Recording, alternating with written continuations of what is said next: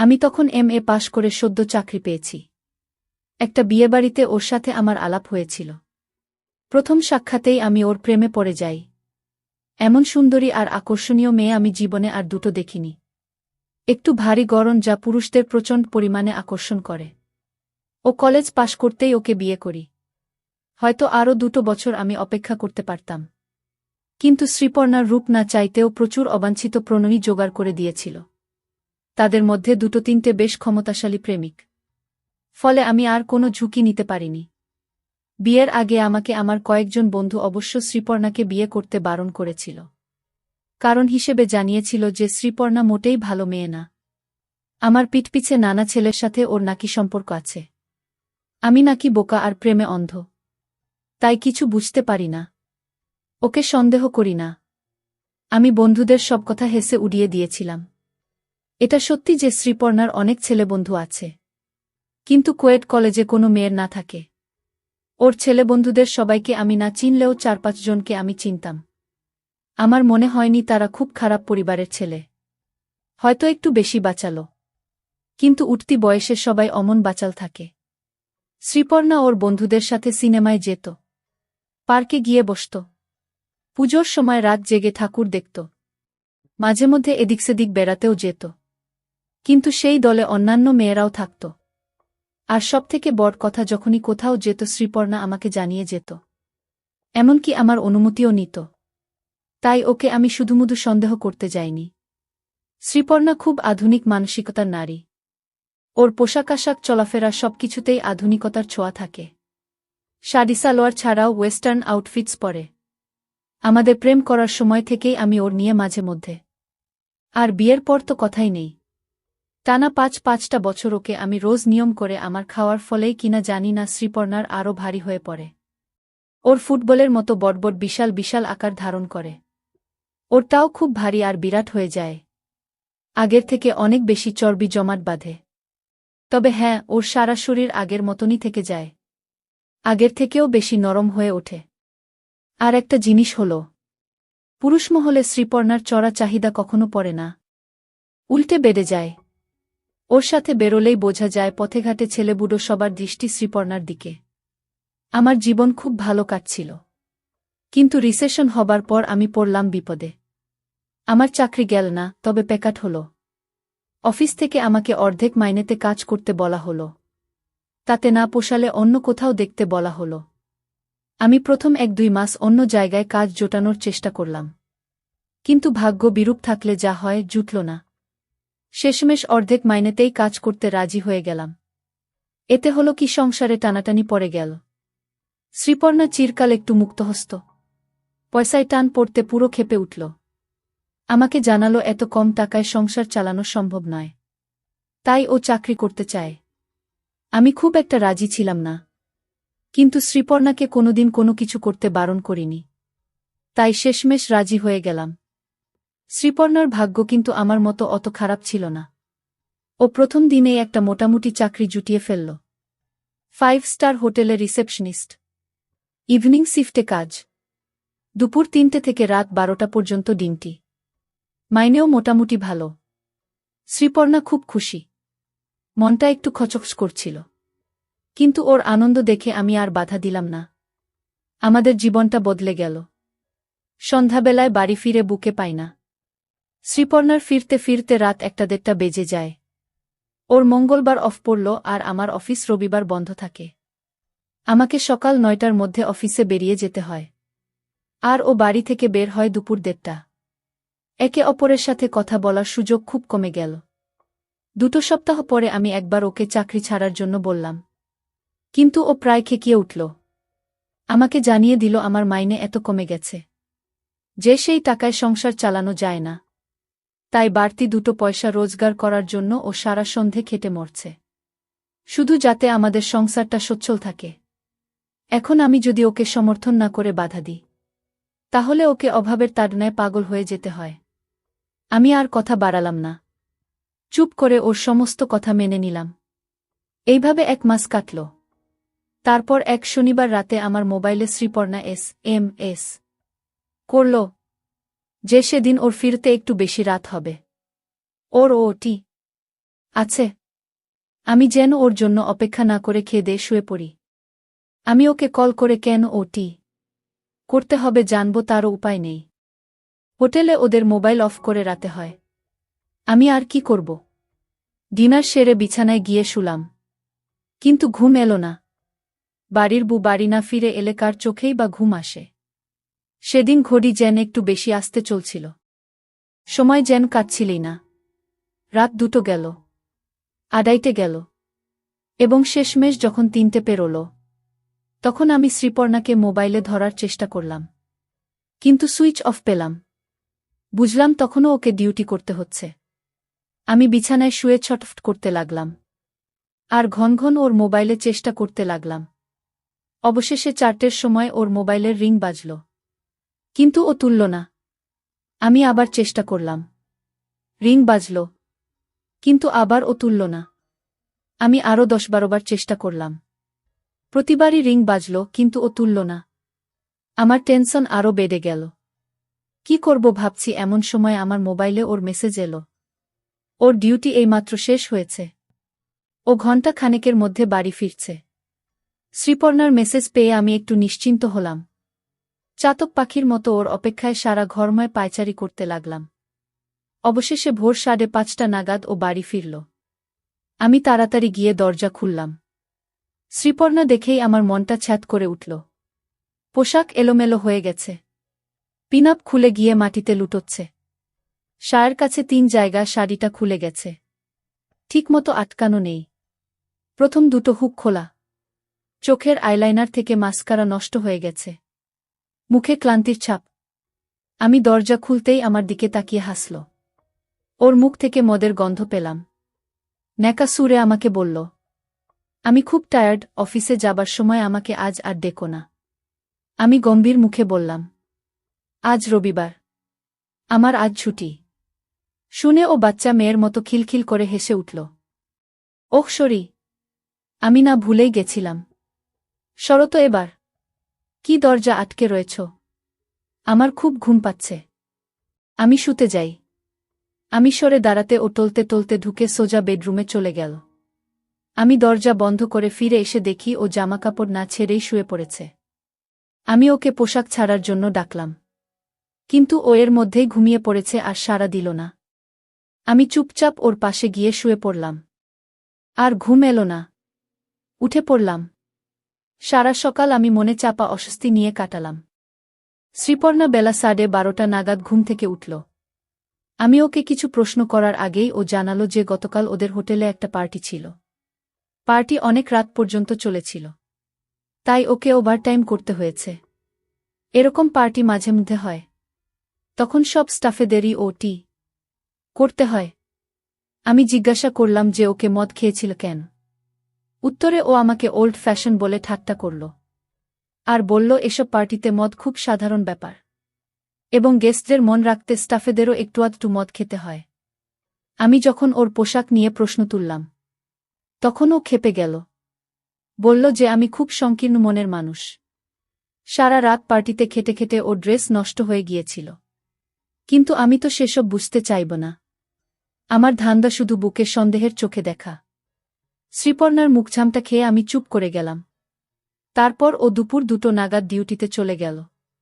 এভাবে আরও 2 মাস কাটল। আমি সকালবেলায় অফিস চলে যাই আর শ্রীপর্ণা দুপুরে বেরো। আমি সন্ধে নাগাদ বাড়ি ফিরে আসি। আর শ্রীপর্ণার ফিরতে ফিরতে রাত 2টো হয়।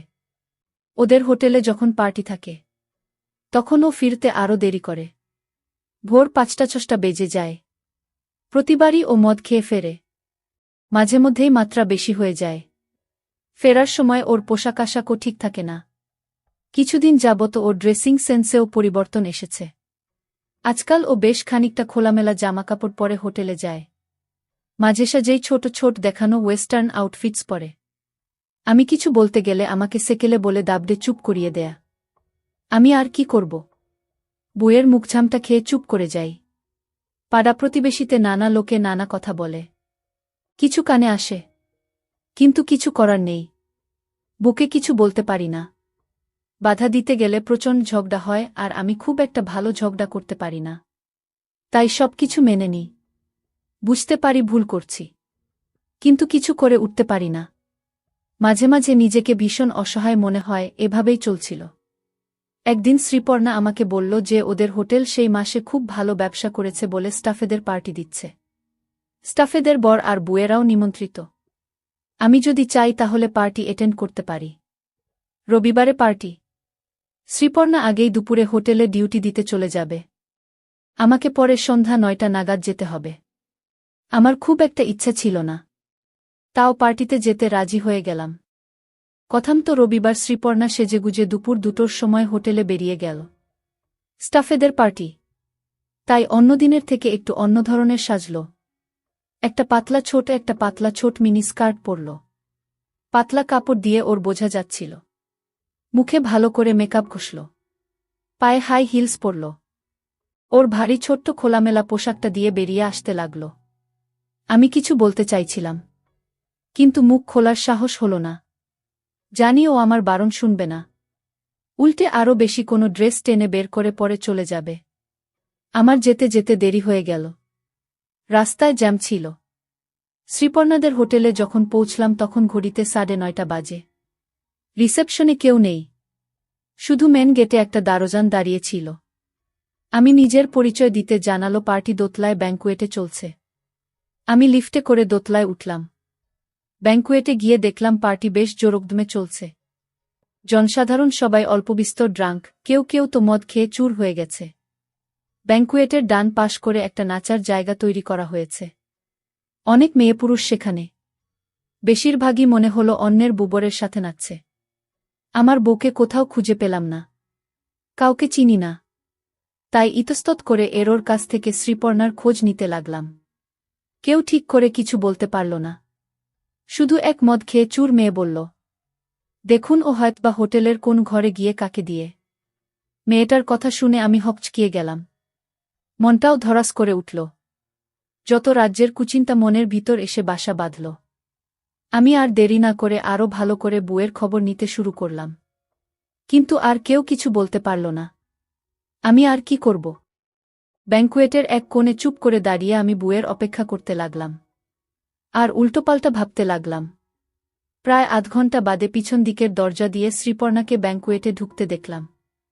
ওর ঠিক পিছন পিছন একটা মাঝবয়সী লোক ঢুকলেন। লোকটার মুখে চওড়া হাসি, যেন দিগ্বিজয় করে এসেছেন। ঢুকেই শ্রীপর্ণা সোজা বারের দিকে এগিয়ে গেল। আমিও বারের দিকে পা বাড়ালাম। ভিড় কাটিয়ে ওর হাত 20 দূরত্বে গিয়ে দেখি বারের টেবিলে ঠেস দিয়ে শ্রীপর্ণা একটা বছর 30-এর ছেলের সাথে ঘনিষ্ঠভাবে হেসে হেসে গল্প করছে। ছেলেটার একটা হাত শ্রীপর্ণা কিছু বলছে না, উল্টে উপভোগ করছে। দুজনের হাতেই মদের গ্লাস। আমি সোজা গিয়ে শ্রীপর্ণার সামনে দাঁড়ালাম। আমাকে দেখে শ্রীপর্ণা হাসল। ওর মুখ থেকে ভকভক করে মদের গন্ধ বেরোল। এই যে তুমি এসে গেছ, আলাপ করিয়ে দি। এ হলো আমার কলিগ বিজয় আর এটা আমার হাসব্যান্ড। বিজয় আমাকে হাই জানালো। আমি উত্তর দিলাম না। জানো বিজয়টা না খুব পাজি, খালি অসভ্যতা করে। সুযোগ পেলেই হাত দেয়। তুমি একটু ওকে বকে দাও তো। শ্রীপর্ণা, তুমি এত শুধু আমি কেন যে কেউ তোমার হাত দিতে চাইবে? যা, কি যে বলো। আমি আবার কোথায় আগুন? কি বলছো কি শ্রীপর্ণা? তোমার মতো মেয়ে আমি দুটি দেখিনি। তোমার দোকানপাট দেখলে মাথা খারাপ হয়ে যায়। দেখছো ছেলের মুখের ভাষা দেখছো? পাজি, অসভ্য। আমার বরের সামনে আমার সাথে ফ্লার্ট করতে তোমার লজ্জা করে না? এই তুমি ওকে আচ্ছা করে বকে দাও তো গো। সরি দাদা, দোষ নেবেন না। শ্রীপর্ণাকে দেখলে সত্যি সামলানো যায় না। এই দেখুন আপনার আগুন বউয়ের সাথে কথা বলতে বলতে আমার কেমন ফুলে উঠেছে বলে বিজয় তার উপর ফুলে ওঠার দিকে ইশারা করল। ছোটলোক, খালি আমার দেখা, কিন্তু নিজেরটা তো কোনোদিন দেখালে না। স্বার্থপর বলে শ্রীপর্ণা বিজয়ের উপর হাত রাখল। এখানেই দেখবে নাকি আলাদা নিরিবিলিতে যাবে? চলো। ওদের দুজনের সাহস দেখে আমি একেবারে হতবাক হয়ে গেলাম। আমার সামনে এমনভাবে কথা বলছে যেন আমার কোনো অস্তিত্বই নেই। শ্রীপর্ণা বিজয়ের কাঁধে হাত রাখল আর বিজয় সঙ্গে সঙ্গে ওর এক হাত দিয়ে। অল্প টলতে টলতে শ্রীপর্ণা বিজয়ের সাথে বার ছেড়ে বেরিয়ে গেল। আমি ওখানে বোকার মতো দাঁড়িয়ে রইলাম। নির্বাক হয়ে দেখলাম আমার বউ আমাকে ফেলে একটা পরপুরুষের সাথে আমার চোখের সামনে দিয়ে চলে গেল। কি যে করব কিছুই বুঝতে পারলাম না। আমার মাথা কাজ করছিল না। কতক্ষণ ওভাবে দাঁড়িয়েছিলাম জানি না। যখন বুঝতে পারলাম কি ঘটতে চলেছে, তখন আর দাঁড়িয়ে সময় নষ্ট করলাম না। বার থেকে বেরিয়ে সোজা ওরা যে পথে গিয়েছিল সেই পথে পা বাড়ালাম। পিছনের দরজা দিয়ে, যেটা দিয়ে শ্রীপর্ণা ঢুকেছিল, সেটা দিয়ে ব্যাংকুয়েট থেকে বেরোলাম। কিন্তু বেশি দূর অগ্রসর হতে পারলাম না। হোটেলের কোনো কিছু চিনি না। কোথায় যাব? কিছুক্ষণ ধরে এদিক সেদিক খোঁজাখুঁজি করে কোথাও কাউকে না পেয়ে হতদম হয়ে আবার ব্যাংকুয়েটেই ফিরে এলাম। ব্যাংকুয়েটের বারে গিয়ে দাঁড়ালাম। আমি ড্রিঙ্ক করি না। অন্ধকারে এক কোণে চুপ করে দাঁড়িয়ে থাকলাম। প্রায় 1 ঘন্টা দাঁড়ানোর পর আবার শ্রীপর্ণাকে দেখলাম। পিছনের দরজাটা দিয়ে ঢুকল। ওরা বারের দিকেই এগিয়ে আসল। বারে এসে আমার ঠিক বিপরীত কোণে গিয়ে দাঁড়াল। বারের হালকা আলো দেখতে পেলাম শ্রীপর্ণার ড্রেস ইতিমধ্যেই ভালো রকম নষ্ট হয়ে গেছে। শুধু বোতাম নয়, হঠাৎ লক্ষ্য করলাম শ্রীপর্ণার পরা পকেট থেকে ঝুলছে। বুকে এমন অবস্থায় দেখে আমি একদম হতভম্ব হয়ে গেলাম। আমার গাহাত পা কাঁপতে লাগল। ওরা বেশ জোরে জোরে কথা বলছিল। কিছু আমার কানে ভেসে এলো। তোমার বরকে কোথাও দেখতে পাচ্ছি না। কে জানে কোথায় পড়ে আছে। তোমার বর তোমাকে কিছু বলে না? বললেই বা শুনছেটা কে? কিছু মাইন্ড করে না? করলে করবে। আমি কেয়ার করি না। এমনিতেও ও একটা মেরুদণ্ডহীন লোক। আমি বেশি পাত্তা দিই না। সেটা তো দেখতেই পেলাম, যেভাবে আমার সাথে বেরিয়ে এলে। বেচারা পুরো ভ্যাবাচাকা খেয়ে গেছিল। বেচারা মনে হয় আগেই বুঝে গেছে তোমার মতো এত মেয়েকে ও রাখতে পারবে না। বুঝে গেলেই ভালো। শ্রীপর্ণা আর রাজ একে অপরকে হাই বলল। মিনিট 3 বাদে ওরা 3 জনে বার ছেড়ে বেরিয়ে গেল। এবার আর আমি দেরি করলাম না। ওরা পিছন ফিরতেই ওদের পিছু নিলাম। 3 জনে ব্যাংকুয়েটের পিছনের দরজা দিয়ে বেরিয়ে করিডোর দিয়ে সোজা এগিয়ে গেল। আমি হাত 25 দূরত্ব রেখে ওদের পিছন পিছন চললাম। 3 জনে গল্পে মশগুল। কেউ যে ওদের পিছু নিয়েছে সেটা খেয়াল করল না। আমার বউ দুজনের সমর্থন নিয়ে টলতে টলতে চলেছে। ওরা লিফটে উঠে পড়ল। আমি পড়ে গেলাম মুশকিলে। এবার কি করব? লিফটের কাছে গিয়ে দেখলাম উপরে উঠছে। 7 তলায় গিয়ে লিফট থামল। লিফট আর নামল না। আমি তখন আর কি করি? বাধ্য হয়ে সিঁড়ি ধরলাম। 5-5টা তলা হেঁটে উঠতে হাঁপিয়ে গিয়েছিলাম। 7 তলায় উঠে দেখি সারি সারি ঘর। কোনো ঘরে যে ওরা আছে কিছু ঠাহর করতে পারলাম না। অতি সাবধানে সব ঘরের দরজা একবার করে পরীক্ষা করলাম।